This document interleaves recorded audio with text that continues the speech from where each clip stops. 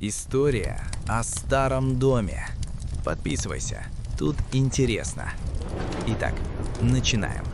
Это случилось в маленьком городке на краю леса, где стоял заброшенный особняк семьи Лазаревых.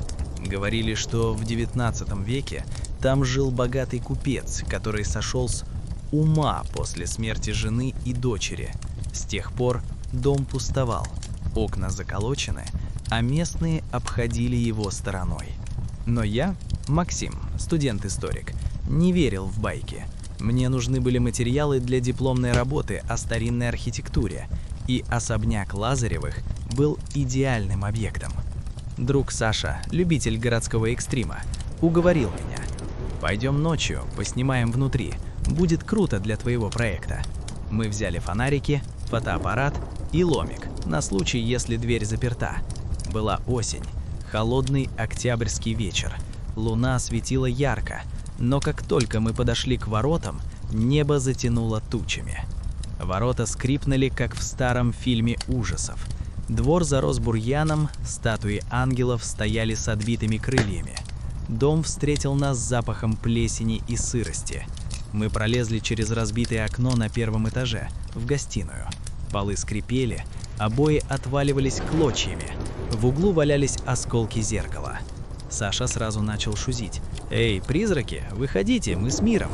Я засмеялся, но внутри что-то сжалось. Мы прошли в коридор.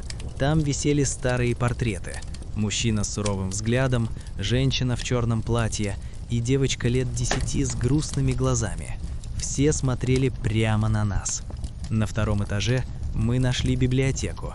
Полки до потолка, книги в кожаных переплетах. Я начал фотографировать, Саша светил фонарем.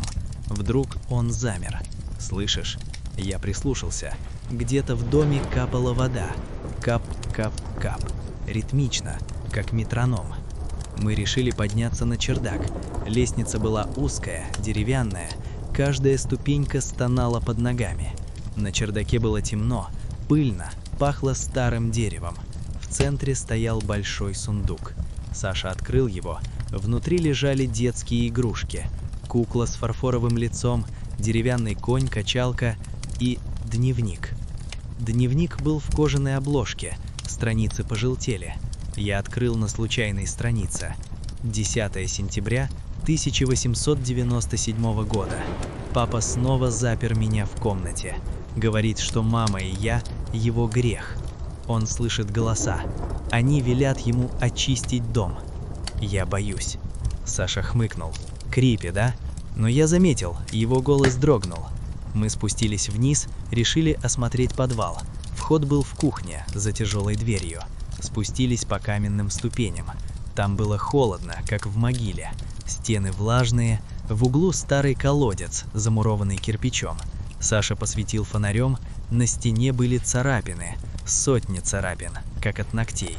И тогда мы услышали это впервые. Шепот, тихий, женский. «Уходите, пока можете». Мы замерли. Саша прошептал. «Это ветер, да?» Но ветра не было, дом был закрыт. Мы побежали наверх. В гостиной фонарик Саши мигнул и погас. Мой работал, но свет стал тусклым. Мы метнулись к окну, через которое влезли, но оно было заколочено досками, изнутри, хотя мы точно не трогали их. Паника накрыла. Саша крикнул: «Кто здесь?» В ответ тишина.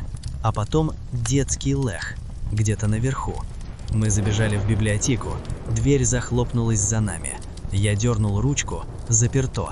Саша стучал в дверь, орал. Я схватил дневник, начал листать в поисках хоть чего-то. Последняя запись. Он пришел ночью, с ножом. Сказал, что голоса требуют жертвы. Мама кричала. Я спряталась в сундуке на чердаке. Но он нашел. Теперь мы здесь навсегда, в стенах. Если вы читаете это, бегите, он не отпустит». Я поднял глаза. На портрете в библиотеке девочка улыбалась. Раньше она была грустной. Саша вдруг замолк. Я обернулся. Он стоял у окна, глядя в темноту. «Макс, там кто-то стоит. Во дворе». Я подошел. В окне отражалось не только наше лицо. За Сашей стояла женщина в черном платье. Из портрета. Ее рука лежала на его плече, но Саша не двигался. Я закричал, схватил его. Он был холодный, как лед, глаза открытые, но пустые. Дверь библиотеки вдруг открылась сама. Я выскочил в коридор и побежал к входной двери. Она была открыта. Я вылетел во двор, в лес, не оглядываясь. Утром меня нашли местные. Я сидел под деревом, в руках сжимал дневник. Саша, его тело нашли в подвале, у колодца, с царапинами на руках, как будто он пытался выбраться изнутри. Полиция сказала самоубийство, но я знаю правду. Иногда ночью я слышу шепот, тот же женский голос: «Уходите, пока можете».